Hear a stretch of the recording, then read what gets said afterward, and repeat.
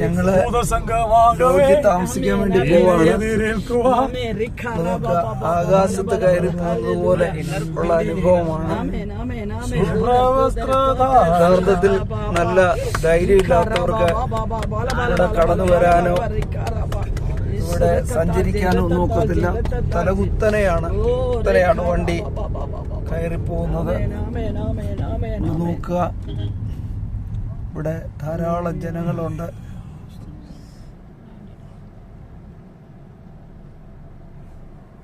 സ്തോത്രം സ്തോത്രം സ്തോത്രം സ്തോത്രം സ്തോത്രം. വരച്ചു വെച്ചോണ്ട് കുഞ്ഞു ഉച്ചക്ക്.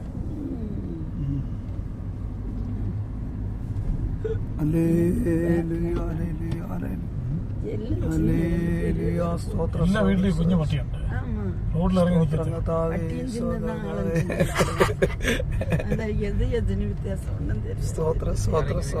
ബസ്സും ചിന്നതാണ്,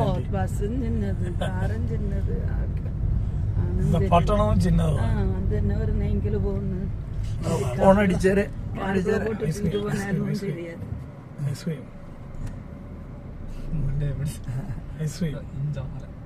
സ്ട്രോബെറി അവനതൊന്നും മൈൻഡ് ചെയ്യുന്നില്ല.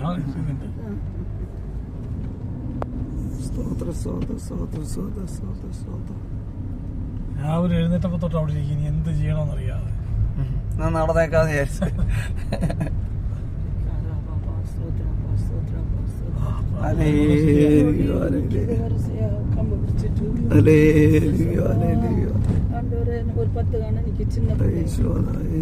നമ്മുടെ ഫിഷ് ടാങ്കിനകത്ത് മടക്കി വെക്കുന്ന പോലെ.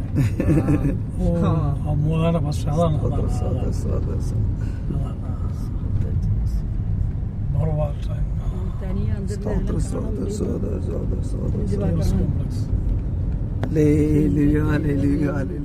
ഇതെല്ലാം ഒറ്റ കോംപ്ലക്സ്. സ്തോത്രം.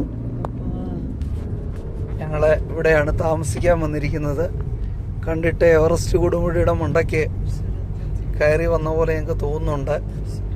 ഇവിടെ മേഘമാണ്, കെട്ടിടങ്ങളൊക്കെ ചെറിയ പൊടി പോലെ കാണുന്നത്. ഇതാണ് കോംപ്ലക്സ്, ടൂറിസ്റ്റ് കോംപ്ലക്സ് ആണ്. സ്തോത്രം. നമ്മുടെ കർത്താവ് 30 മണിക്കൂർ യാത്രയ്ക്ക് ശേഷം കർത്താവ് ഞങ്ങളെ ഇവിടെ കൊണ്ടുവന്നു. Praise the Lord. ഇവിടെയാണ് ഞങ്ങൾക്ക് താമസിക്കാൻ വേണ്ടി കർത്താവ് ക്രമീകരിച്ചിരിക്കുന്ന സ്ഥലം. മൾട്ടിപർപ്പസ് ഹോളാണ്.